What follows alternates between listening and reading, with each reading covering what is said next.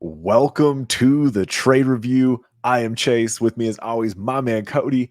What do we got in store here? We got another one of my trades from a pretty popular league. We've talked about this one league to rule them all a lot on here. It is a 12-team Superflex lineup, start 10 league. There is a kicker and a defense, but they don't count. So it's a start 10 league. And what I am getting back, pushing in a little bit, I'm one of the top half teams in this league. JK Dobbins, Isaiah Hodgins, a 24 second from Righteous Bra.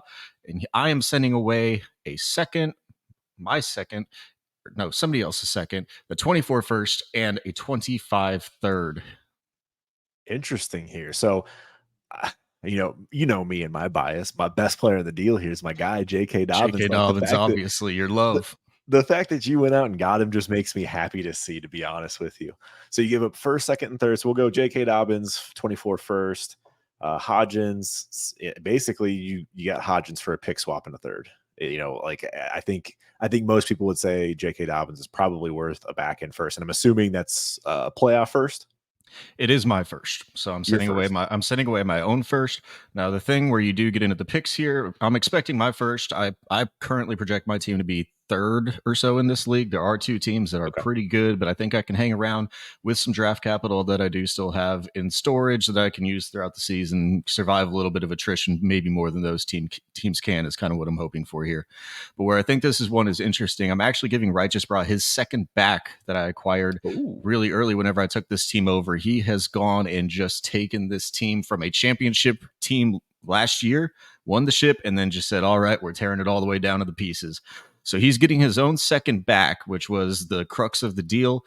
And I just asked for a little bit better second back, in my opinion. Probably, I don't think it's a playoff team second, but it could be anywhere from like 2 to 5. Mid. Okay. Yeah, mid early second is kind of where I'm projecting it right now. So we're getting the pick swap back on the seconds. I'm giving him what he's going to be trying to make that thing the 201. So it is a good second that he's getting back here. But pick swap on the seconds, then I'm kicking in a 25 third just to push it over the edge. Not anything I'm really worried about right there. Yeah, obviously the points are huge here. I think J.K. Dobbins. We've talked about it on in. Big fan, and with the potential work in the passing game that they have discussed, I want to see it before I believe it. With the Monken offense, I am very bullish on J.K. Dobbins. I mean, I think I feel comfortable saying he's gonna be a top 15 running back in the NFL this year in fantasy. So I'm good with that. We'll see if the touchdowns and the passing work comes. I'd love to say he's top 12. I'm going to play it safe there. And Isaiah Hodgins is just perennially underrated when it comes to his ability in that offense. Like we've seen all of the wide receiver signings, and I think for the most part, we all know that they're a bunch of slots. Just a bunch of slotty slots. And that's just what it is. The only true X on that offense is Isaiah Hodgins. So I don't know what target volume he's going to get, but I know he will be on the field and he will get opportunities.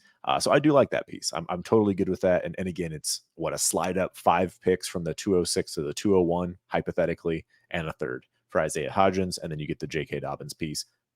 I love this. Yeah, I do have to ask, as we're talking about J.K. Dobbins here, we're projecting what we're going to see into the future, but he's still not with the team. Is there any fear yet that this could potentially go into the season, even though he's only in year 3 now as he's coming in, or year 4? This is year 4. It is year 4 because he did miss the entirety of that year. Yeah, so it is year 4. I don't personally see how you could possibly hold out once the season starts up and rolls around, but he's not there right now. Any concerns? I don't think you do, though. I have no concerns. I believe they signed Melvin Gordon, which, as we saw last year, couldn't survive any of his teams. He was I think he got benched for the playoff run for the Chiefs. Like, there's really not an immediate threat to J.K. Dobbins by them signing Melgo. They need depth anyways. We saw Gus Edwards get a little nicked up already. Not a great sign for that backfield. So yeah, it's J.K. Dobbins' show when he shows up. And I have no concerns about it. He got hurt in the preseason. I don't think he has any interest in playing in the preseason either. So I think there's a lot of things that go on here that I don't care about. So happy to have him on the team. If you listen to the Overreaction podcast here, check us out Wednesdays on Destination Heavy Radio. And we actually talk about this week, how to keep a contender. And this is one of the moves we actually kind of discussed, getting rid of first round picks and moving picks for some of these assets that not only have value, like I think JK Dobbins should have value still, but can also put up a lot of points for you too.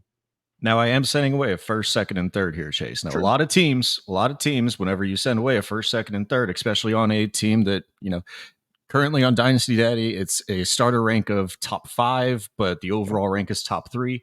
Sending away first, second, and third, though, it is by far not my only picks. I've still got another first this year, still another second, still 2 firsts next year, still 2 seconds next year. Like, I don't want to make this move right now if these are my only assets that I have that are liquid. This is buying JK Dobbins and Isaiah Hodgins to try to push in as a contender while we're here on August 10th or whatever you're listening to this.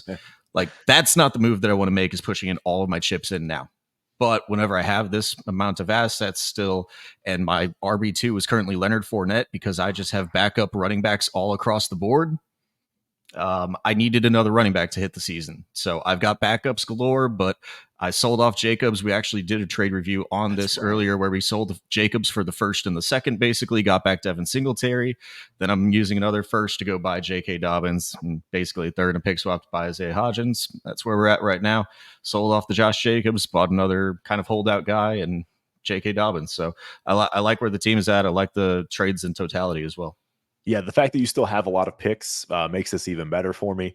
Yeah, you are right. If this is your only first, second, and third, that I would much rather you be buying like elite points. Like go get yourself Tyreek, Adams, Diggs, going after maybe a Derrick Henry, going after one of those names that you feel really confident in being a top 5 player at the position this year.